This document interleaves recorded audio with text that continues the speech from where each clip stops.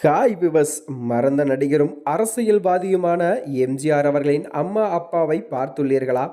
அவர்கள் வாழ்ந்த பூர்வீக வீடு ஒன்று இணையதளத்தில் பெரும் வைரலாகி வருகிறதாம். வாங்க வீடியோவை முழுமையாக காண்கலாம். அதாவது மருதூர் கோபாலமேனன் ராமச்சந்திரனும் தமிழ் சினிமாவிலும் தமிழ்நாட்டிலும் பெரிய விஷயங்களை செய்த ஒரு நபர்தான் எம்ஜிஆர் என்றாலே மக்கள் பெருமையாக பார்ப்பார்களாம். அதனைத் தொடர்ந்துதான் அவர் 1977 முதல் இறக்கும் வரை 3 முறை தமிழ்நாட்டின் முதலமைச்சராகவும் இருந்துள்ளாராம். எம்ஜி சக்கரபாணிக்கு தம்பியான இவர் தொடக்க காலத்தில் நாடகங்களிலும் நடித்து வந்தாராம். அதனைத் தொடர்ந்துதான் 1936 ஆண்டு சதிலீலாவதி என்ற திரைப்படத்தின் மூலம்தான் நடிக்க தொடங்கிய இவர் தொடர்ந்து நல்ல படங்களையும் நடித்துள்ளாராம்.